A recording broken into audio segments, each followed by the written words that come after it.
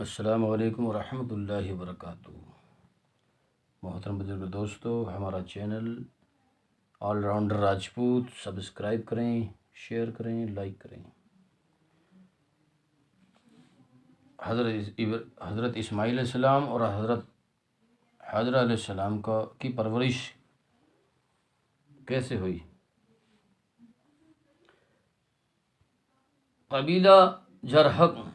قبیلہ جرہم کے لوگ مکے کی راہ سے تجارت کرنے شام ملک جایا کرتے۔ اتفاق سے اس قبیلے کے قافلے نے مکے کے میدان میں قیام کیا اور وہیں رات گزارنی چاہی۔ انہوں نے دیکھا کہ پرندے اڑ رہے ہیں، سمجھا کہ یہاں کہیں پانی کا چشمہ ضروری ہے۔ ایک شخص نے آ کر دیکھا کہ ایک صاف پانی کا چشمہ موجود ہے اور ایک نیک خاتون اور اس کا بچہ اس کے کنارے ٹھہرے ہوئے ہیں۔ وہ اس جنگل میں انہیں دیکھ کر بہت حیران ہوا اور پوچھا کہ تم کون ہو، جن ہو یا انسان؟ بی بی ہاجرہ نے فرمایا، خدا نے اپنے فضل سے مجھے یہ بچہ عنایت کیا ہے اور اس کے ہی طفیل سے یہ چشمہ جاری ہوا ہے۔ اس نے جا کر قافلے والوں کو خوشخبری سنائی۔ قافلے کا ایک سردار بی بی شاہبہ کی خدمت میں آیا اور کہا کہ اگر حکم ہو تو ہماری قوم یہاں آ کر آباد ہو جائے، اسی طرح آپ کی تنہائی اور وحشت کی بھی کم ہوگی اور آپ خوش ہوں گی۔ حضرت حاجرہ نے فرمایا، اگر میری سرپرستی قبول کرو تو جاؤ اور اپنے بال بچوں کو لے آؤ۔ ابھی تھوڑے ہی دن گزرے تھے کہ اس کی قوم اپنے بال بچوں اور جانوروں کے ساتھ حاضر ہوئیں اور اسی چشمے کے پاس آباد ہو گئیں۔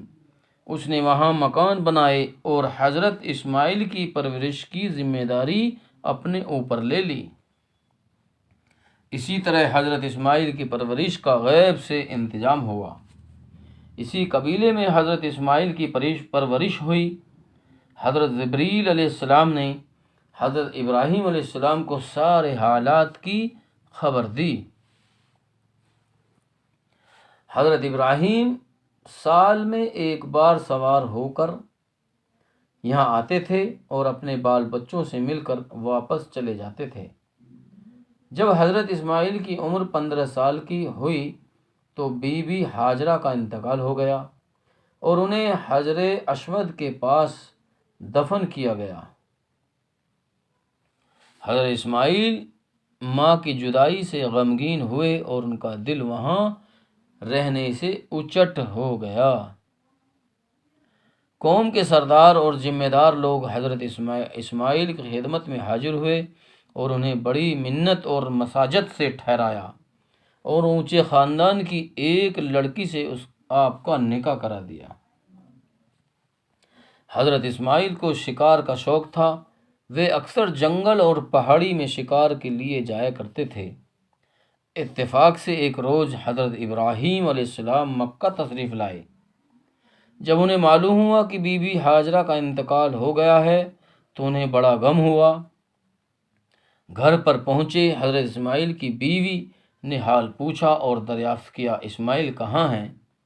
حضرت اسماعیل کی بیوی حضرت ابراہیم کو پہچان نہ سکی۔ انہوں نے حضرت ابراہیم کی کوئی تعظیم اور مہمانداری نہ کی۔ حضرت ابراہیم نے فرمایا کہ اسماعیل شکار سے آئیں تو میرا سلام کہنا اور میرا یہ پیغام پہنچا دینا کہ تیرے دروازے کی چوکھٹ ٹھیک نہیں ہے اور ہمیں ایسی چوکھٹ پسند نہیں ہے۔ حضرت ابراہیم یہ کہہ کر شام کی طرف روانہ ہوئے۔ حضرت اسماعیل شام کو گھر آئے، بیوی نے ان سے سب حال بیان کیا اور حضرت ابراہیم کا پیغام ان تک پہنچایا۔ حضرت اسماعیل نے فرمایا، گھر کی چوکھٹ تو ہی ہے مگر بے ادب اور بے سلیقہ ہے اور میرے بزرگ باپ کو پسند نہیں آئی۔ ان کا اشارہ یہ ہے کہ میں تجھے طلاق دے دوں۔ حضرت اسماعیل نے بیوی سے الگ ہو کر ایک دوسری نیک خاتون سے نکاح کیا۔ حضرت ابراہیم جب دوسری بار مکہ تشریف لائے، اس نیک خاتون نے حضرت کی بڑی تعظیم کی اور کہا، میرا شوہر شکار کے لیے باہر گیا ہے، لونڈی آپ کی خدمت میں حاضر ہے۔ جو روٹی تیار تھی ابراہیم کی خدمت میں پیش کی اور جہاں تک بن سکا آپ کی خاطر کی۔ حضرت ابراہیم نے اپنی سواری ہی پر کھایا اور اس بیوی کی خدمت اور خوبی دیکھ کر اسے نیک فال سمجھا۔ چلتے وقت فرمایا، اسماعیل سے کہنا کہ تیرے گھر کا آستانہ بہت مناسب ہے اور ہماری طبیعت بہت خوش ہوئی۔ جب حضرت اسماعیل شکار گاہ سے گھر لوٹے اور اپنی بیوی سے ملے تو بیوی نے انہیں سارے حالات سنائے۔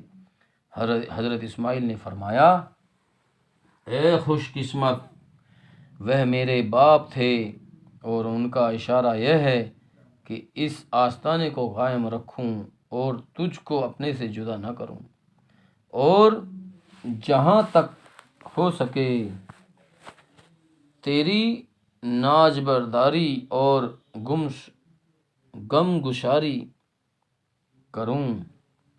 محترم بزرگ دوستو، ہمارا channel all rounder Rajput subscribe کریں، لائک کریں، شیئر کریں۔